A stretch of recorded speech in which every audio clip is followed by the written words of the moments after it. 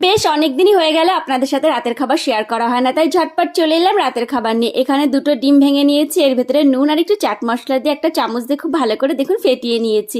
এবার ফ্রাইং প্যানে তেল দিয়ে ফেটানো ডিমটা এর ভেতর দিয়ে একটুখানি ধীরে ধীরে আমি এটা ছড়িয়ে নিয়েছি। আর এদিকে দেখুন আমি একটা ময়দার রুটি নিয়েছি, আর রোজ রাতে তো আমাদের বাড়িতে রুটি হয়, তো সেই রকম একটা ময়দার রুটি ডিমের ওপরে দিয়ে এপাট ওপাটটা খুব ভালো করে আমি ভেজে নিয়েছি।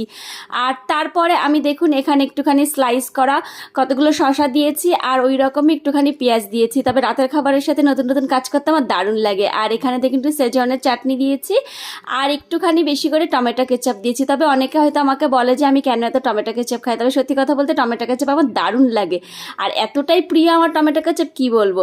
তো তারপরে ওপর থেকে আরেকটুখানি চাট মশলা ছড়িয়ে দিয়েছি, ব্যাস রেডি হয়ে গেছে। এবার ডিমের এক পাটটা ওপর দিয়ে দিয়েছি। সত্যি কথা বলতে এত ভারী খাবার তো কখনোই আমি খেতে পারি না একা, আর এই জন্য আমার পুরো ক্রেডিটটা যে আমার বাড়ির লোক খুবই পছন্দ করে আমার হাতের খাবার খেতে। আর কেমন লাগলো আমাকে